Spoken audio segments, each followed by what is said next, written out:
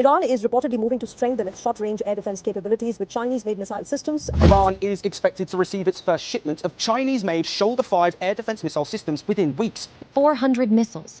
That's what's on its way from China to Iran right now, and it's happening while the U.S. president is watching. 3 separate sources confirmed it to Reuters this week. Not a rumor, not a leak from an anonymous forum, a real signed deal, and it's already moving. So how does a country that just got its air defenses shredded in a war suddenly bounce back with hundreds of Chinese missiles? And why is China willing to risk its relationship with Washington to make it happen? Stick around, because the how of this deal is almost stranger than the what. Here's what nobody's really explaining clearly.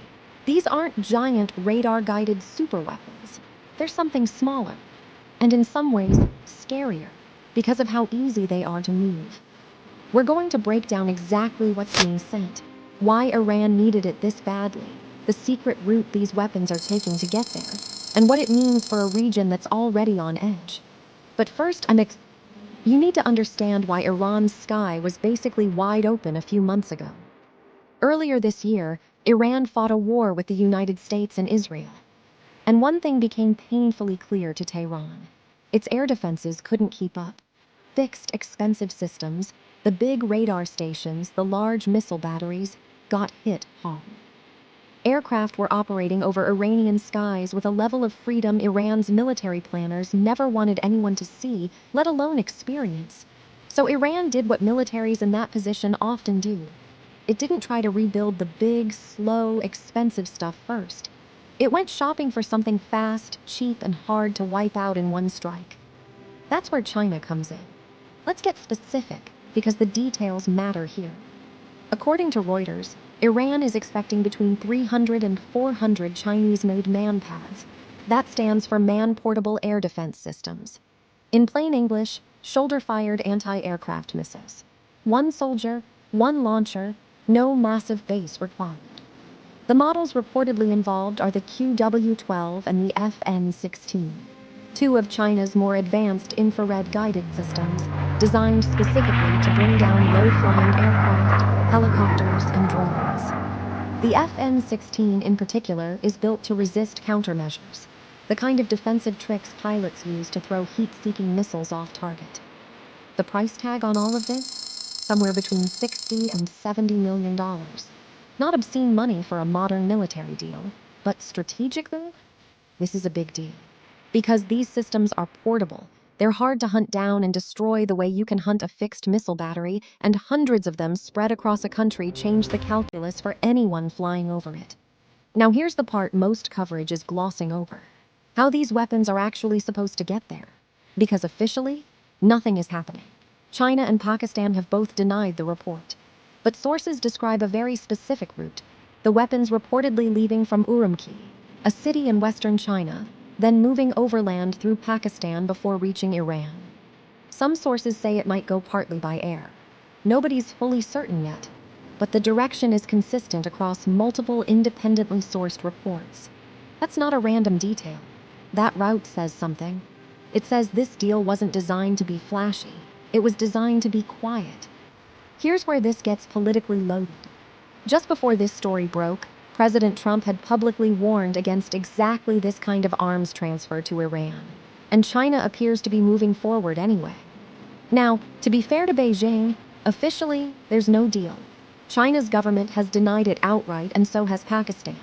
But when 3 separate sources tell Reuters the same set of details, the missile models, the price range, the shipping route, that's not nothing.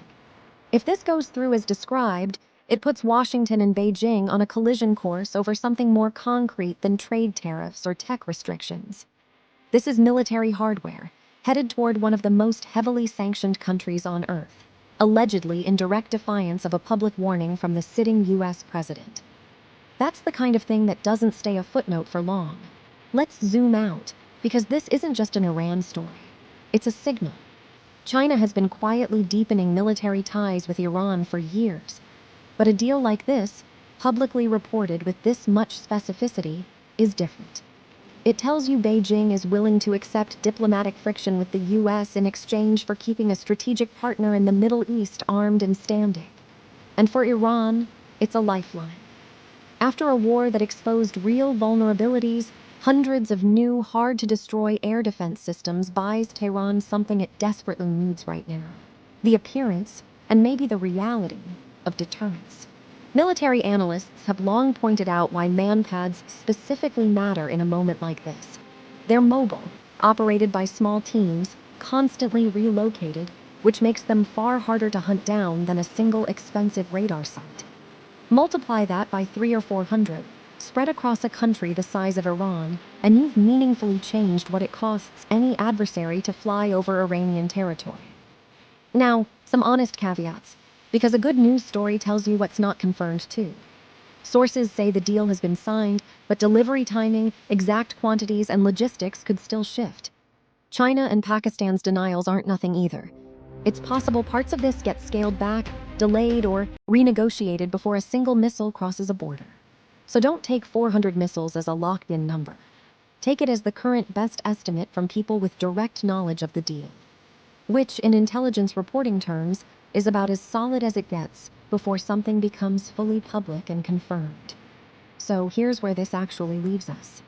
Iran, badly bruised from a recent war, is rebuilding its air defenses, not with big, slow, expensive systems, but with hundreds of cheap, mobile, hard-to-kill, shoulder-fired missiles from China.